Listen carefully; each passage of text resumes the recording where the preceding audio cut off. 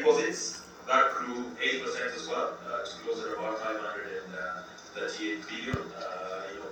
Deposits is really what drives our lending. Without deposits, we will not be able to grow our lending business. And as I mentioned earlier, you can see mortgage, the mortgage business growing 42%. So being able to fund the growth. We're still the largest mortgage provider in the market. Retail and corporate share the rest, 10 and 6% on growth. In 2018, the market was very, very liquid.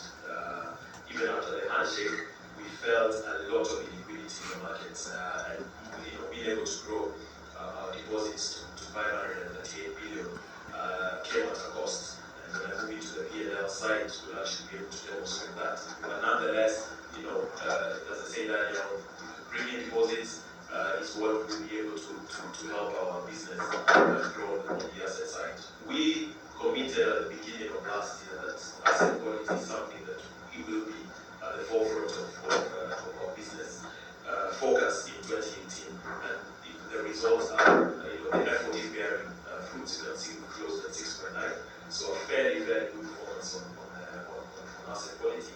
The bar, the solid bar lines, that's the industry, and that has continued going up, closing 2018. I think the bulk of that information of 2018 is actually what has been reported to Central Bank, closing at about 12%. So we are actually contributing to trying to actually slow down the total industry.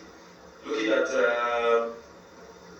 total interest income level. That's non-funded income. That remained flat, closing at 230 billion. Again, these two main areas that impacted this. One, adoption of effective interest rates in 2018 as part of the IFRS 9 adoption. So that had an impact of rebasing our fees, lending fees income in 2018. So when you compare, it's not really a like-for-like comparison because we are changing how we account for fees income. So that should correct itself going forward.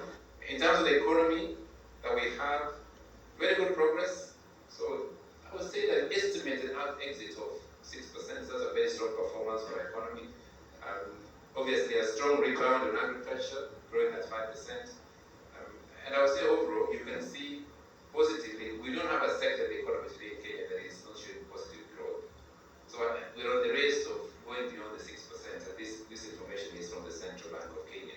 So we come much higher than us, and obviously the final numbers will be coming up soon, but the Central Bank expectation is the economy will top 6%. In terms of current account deficit, well within the medium-term framework, and this is done in target.